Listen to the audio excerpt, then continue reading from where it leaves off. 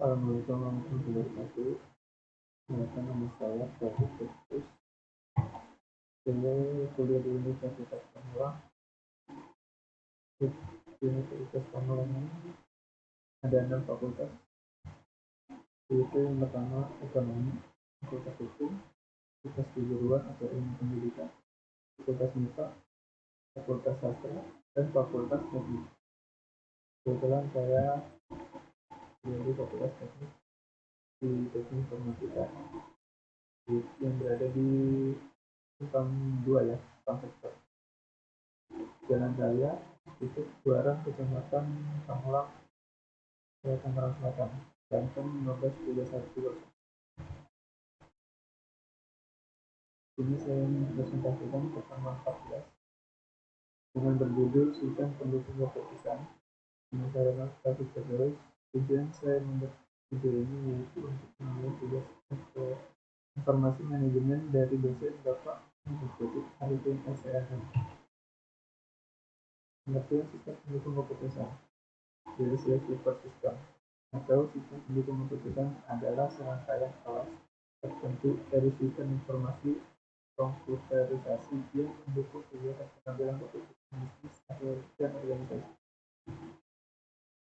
Sistem pendukung keputusan atau DBS digunakan untuk mengumpulkan data, menganalisa, dan membantu data yang dikoleksi dan mengambil keputusan yang benar dan atau membangun strategi dari analisa.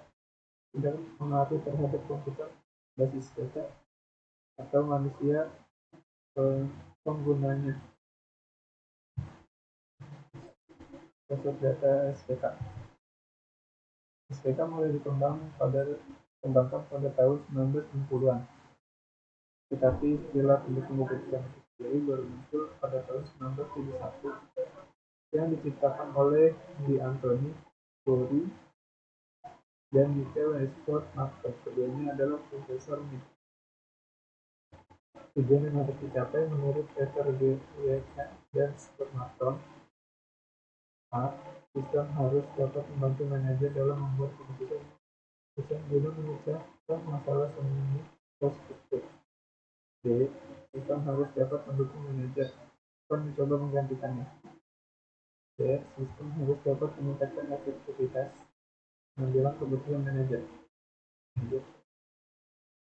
Kriteria sistem pendukung keputusan.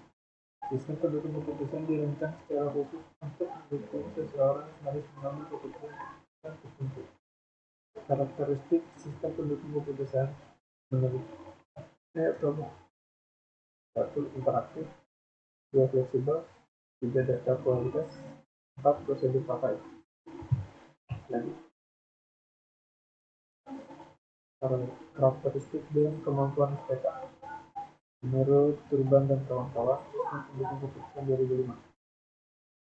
Ada beberapa karakteristik, diantaranya 1. Mendukung seluruh kegiatan organisasi.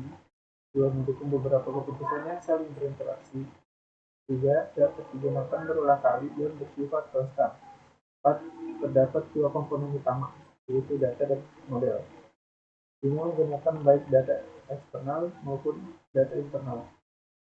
6. Kemampuan what if analysis dan goal setting analysis. Kemampuan beberapa model kuantitatif. Model pada sistem pendukung keputusan. Model merupakan alat penderajaan dan menganalisa situasi atau sistem yang kompleks. Jadi dengan model, situasi atau sistem yang kompleks itu dapat disederhanakan tanpa menghilangkan hal-hal yang esensial dengan tujuan memudahkan pemahaman. Lalu, seberapa pentingkah model dalam suatu pengambilan keputusan tersebut? Artinya model dalam suatu pengambilan keputusan. Pertama, untuk mengetahui apakah hubungan yang bersifat tunggal dari unsur-unsur itu ada relevasinya terhadap masalah yang akan dipecahkan atau diselesaikan itu. Untuk memperjelas secara eksplisit mengenai hubungan signifikan di antaranya unsur-unsur itu. untuk merumuskan hipotesis mengenai hakikat hubungan antara variabel. Untuk memberikan pengelolaan terhadap pengambilan keputusan. Klasifikasi model pengambilan keputusan. Klasifikasi model dapat dilakukan berdasarkan sebagai berikut. Yang pertama, tujuannya, ya seperti model latihan, model penelitian, model keputusan, dan sebagainya.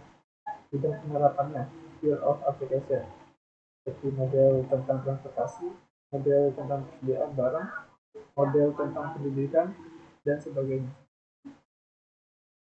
Ketiga, level tingkatannya, model tingkat manajemen, tingkat kebijakan nasional, dan sebagainya.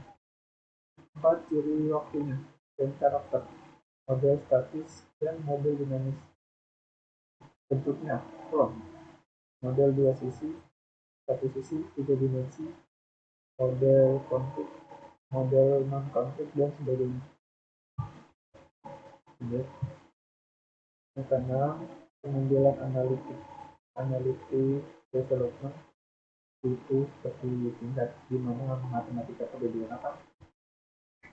Kompleksiti atau kompleksiti, model sangat terinci, model sederhana, model global, model keseluruhan, dan formalisasi seperti model mengenai tingkat piana, interaksi itu telah direncanakan dan hasil dapat dipastikan, namun perlu dibicarakan juga. Penerapan sistem pendukung keputusan. Sistem informasi digunakan untuk mendukung operasi manajemen yang dilakukan oleh suatu organisasi. Operasi manajemen terdiri dari beberapa tahap. Itu pertama, tahap perencanaan. Kedua, tahap pengorganisasian. Tiga, tahap pelaksanaan. Keempat, tahap pengendalian. Dan presentasi dari saya, Taufik Firdaus. Kurang lebihnya mohon maaf. Assalamualaikum warahmatullahi wabarakatuh.